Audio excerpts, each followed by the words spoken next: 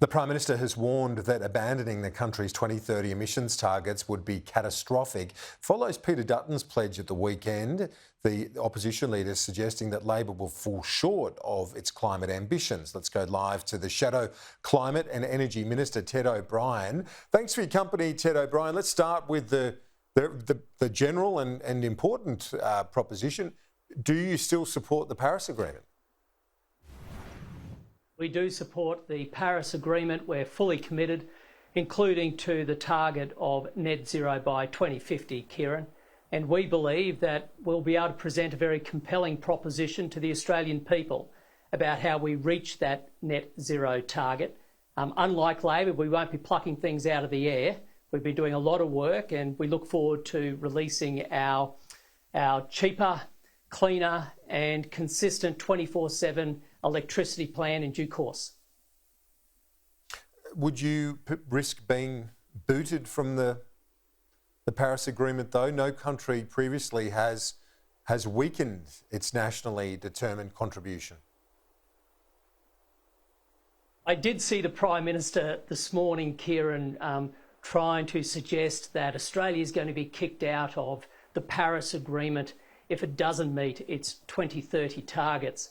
What he failed to say was the United States is also looking like they won't achieve their 2030 targets, nor will the European Union.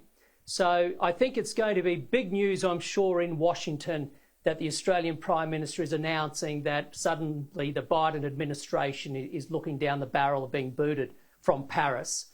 What the Prime Minister failed to say in his press conference today was the impact of their failed policy energy suite. I mean, right now, Australians are paying among the highest electricity prices in the world. We have the operator saying that the lights might go out as soon as summer. And by the way, Labor hasn't reduced emissions. So for all their talk, emissions today are no lower than they were when the coalition left office. So if there is going to be, and I believe there will be, a failure come 2030, the targets won't be met. That is entirely due to the Labor Party unilaterally setting these targets, plucking the number out of thin air from opposition, and then legislating them without having a plan to achieve it. And as time goes on, it is crystal clear that the centrepiece of their plan, which is the 82% renewables goal, is dead in the water. Not a chance in the world will it be achieved. We cannot find one energy expert that says it's doable. There's lots of people who are wishing for the best and hoping maybe, but honestly, right now, if you look at the scoreboard, at best they're running at half pace. The most recent climate report suggested the government's on track for a 42% reduction in emissions, just 1% shy of the 43% by 2030. And the minister says that's before things like the Solar Sunshot program, the hydrogen plan, the National Reconstruction Fund initiatives. There are many other policies that will feed into that, the clean emissions, vehicle emissions standards. Why are you so convinced they won't get there, Mr O'Brien? Kieran, the Climate Change Authority, which is the new body established by this government, puts out an annual progress report. When it put out its report at the end of last year, it made it very clear that the government is not on track to reach its 2030 target. Now, I recognise that the department does modelling, and some of its scenarios, of course, has to assume that everything the government says is going to happen. I mean, that's part of their job. But even their best case scenario says that the government still does not reach 43%. And this is the problem. Not even the most optimistic scenario of the government's own department says they will meet the target. And all we are doing in opposition is we are holding the government to account. It is the government that basically locked Australia into a target without knowing how it's going to get there, how much it's going to cost, or who's going to pay for it. So this is entirely on the Albanese government.